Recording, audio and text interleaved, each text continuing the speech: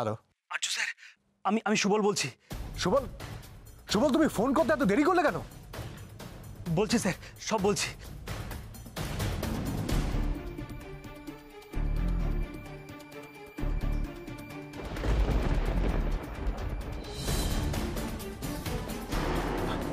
তুমি তুমি ঠিক আছো তো?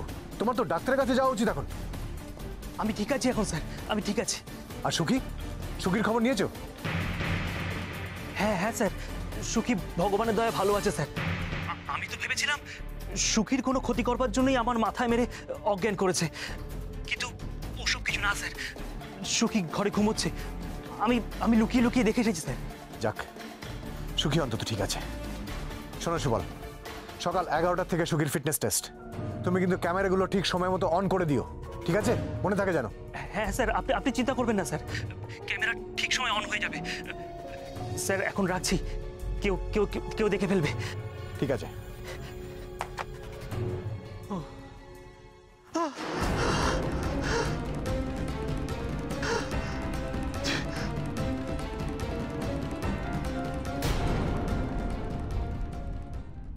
সুখীর কোনো ক্ষতি হয়নি ঠিকই দিয়া, কিন্তু আই এম শিওর যারা সুবলের উপর হামলাটা করিয়েছে তারা সুখীরই ক্ষতি করতে চেয়েছিল। ওরা সুখীর ঘরে গিয়ে তেমন কোনো সুবিধে করতে পারেনি, তাই দিয়া ফিটনেস টেস্টে এখন আরো কিছুটা সময় বাকি আছে, আর এই সময়টা ইজ ভেরি ভেরি ক্রুশিয়াল। এই সময়টাতে মায়াঙ্ক কোনো নতুন চাল চালতেই পারে। একবার যে ফেলিয়ার হয়েছে তার মানে এটা নয় যে সে বারবার ফেল করবে। দিয়া, যতক্ষণ না পর্যন্ত সুখীর ফিটনেস টেস্টটা শেষ হয়ে যাচ্ছে আমি নিশ্চিন্ত হতে পারছি না। শোনো, তুমি তোমার ঘরে সব কাজকর্ম সেরে তাড়াতাড়ি তৈরি হয়ে নাও, আমাদের বেরোতে হবে। ওকে? কোথায় স্যার? একাডেমিতে। আমি তোমায় বললাম না যে তোমাকে লুকিয়ে একাডেমিতে যেতে হবে নজর রাখার জন্য? আর শোনো, বাড়িতে বলবে আমরা কেনাকাটার জন্য বেরোচ্ছি, যাতে কোনো প্রবলেম না হয়। ওকে? স্যার আমার বেরোনো হবে না স্যার, মেঘ বৃষ্টির সামনে ইউনিট টেস্ট, এখন আমাকে ওদের নিয়ে পড়াতে বসাতে হবে। আর মাকে যদি বলি যে আমরা কেনাকাটা করতে যাচ্ছি, মা একদম রাজি হবে না। স্যার আমি বলছি তো, সুখীর ফিটনেস টেস্ট খুব ভালো হবে। যত ঝড়ই আসুক না কেন, সুখীকে কিছুতেই আটকাতে পারবে না। দিয়া, ঘরে বসে এসব স্পেকুলেট করে কি লাভ?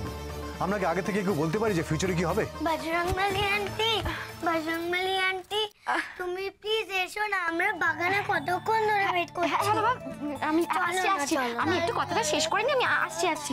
ক্যাপ্টেন আর্যর সঙ্গে তুমি পরে কথা বলবে, এখন তুমি প্লিজ চলো না। চলো। হ্যাঁ আমি এক্ষুনি যাচ্ছি। স্যার বলছি কি, আপনাকে আর কফিটা খেতে হবে না, আপনি একটু ঘুমিয়ে নিন, কেমন? স্যার আমি বলছি তো, সব ভালো হবে স্যার, আপনি যেমনটা চাইছেন তেমনটাই হবে, সুখী ভালো হবে স্যার। চলো। দিয়া, বাগানে যাচ্ছ, গায়ে একটা শাল নিয়ে নিও, ঠান্ডা লেগে যেতে পারে।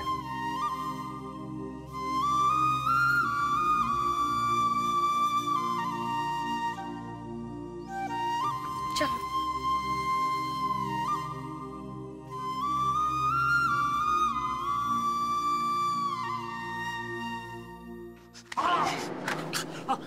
इस दुनिया में ईमानदारी नाम की कोई चीज ही नहीं रही।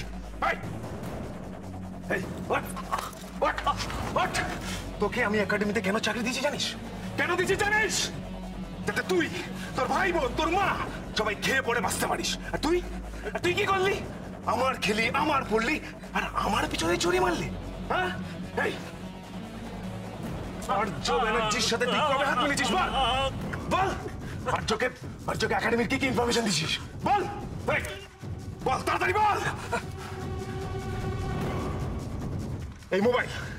এই মোবাইল ফোনটা তোকে কে দিয়েছে? কে দিয়েছে এই ফোনটা? বল। আর্য, তাই না?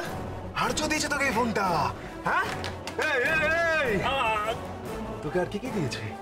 আর কি দিয়েছে তোকে? হ্যাঁ, টাকা দিয়েছে তোকে? হ্যাঁ, কত টাকা দিয়েছে তোকে? আর্য কত টাকা দিয়েছে বল? ভগবানকে টাকার অঙ্কে আপনাদের মতো মূর্খরাই মাপে। আর্য ব্যানার্জি আমার কাছে ভগবান। যিনি ভগবান তাকে টাকা দিয়ে মানুষ কিনতে হয় না।